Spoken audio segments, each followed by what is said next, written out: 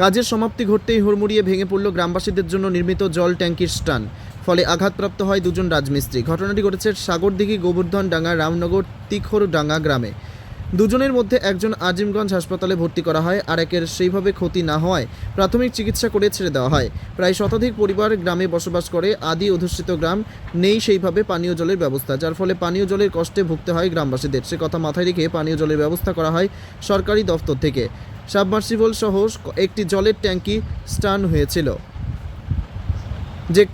যে কাজটি মাত্র দুদিন আগে শেষ হয়, কিন্তু ঠিক তারপরেই ভেঙে যাওয়ায় এলাকা জুড়ে চাঞ্চল্য। এলাকাবাসীদের দাবি, রাজ্যের মুখ্যমন্ত্রী স্বচ্ছতা আনার চেষ্টা করলেও সমাজের কিছু কালোবাজারি কন্ট্রাক্টর ও কিছু জনপ্রতিনিধি সেটাকে ব্যবহৃত করছে।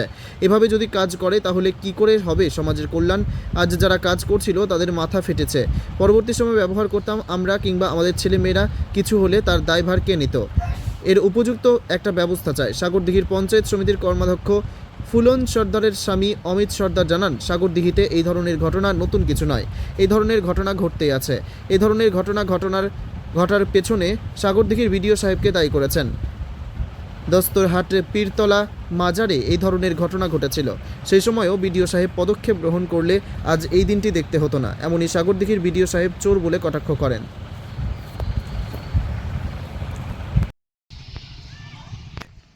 বিডিও সাহেবের মদত বলতে, এর আগে দস্তুরহাটে একটা এরকম ঘটনা, সেম ঘটনা ঘটেছিল।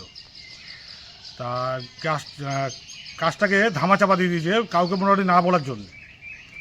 আমি যেটুকুনি বলতে চাই, বিডিও প্রধানদের সাথে হাত মিলিয়ে টাকা খেয়ে সম্পূর্ণ কাজটাকে ধামাচাপার জন্য চেষ্টা করছে। আজকের যে ঘটনা ঘটেছে এটাও সেম বিডিও সাহেব মোটামুটি চাপা দেওয়ার জন্য চেষ্টা করবে। আর আমি আপনাদের কাছে এই বক্তব্য রাখছি বলে আমাকে যথেষ্ট মোটামুটি প্রেশার আসবে, অথচ চাপ সৃষ্টি আসতে পারে। আমি একটুকুনি চাইবো যে এরকম দুর্নীতি ভিডিও, চোর ছ্যাঁচর ভিডিও যেন এখানে যেন না, যেন সাগরদিঘি ব্লকের মধ্যে থাকে। আমি এটাই অনুরোধ রাখবো আপনাদের কাছে। এরকম দুর্নীতি ভিডিও যেন সঙ্গে সঙ্গে যেন ট্রান্সফার করে দেয়। 1 নম্বর চোর, সবার কাছ থেকে টাকা খেয়ে বেড়াচ্ছে। কন্ট্রাক্টরের কাছ থেকে টাকা খাচ্ছে, প্রধানদের কাছ থেকে টাকা খাচ্ছে, আর আমাদের পঞ্চায়েত সমিতির মেম্বারদের নামে দুর্নাম করছে। এই দুর্নামটা কেন করবে আমাদের নামে? যেটুকুনি বলবো, এই প্রধান বিডিও সাহেবের জন্য এত কিছু ঘটনা ঘটছে।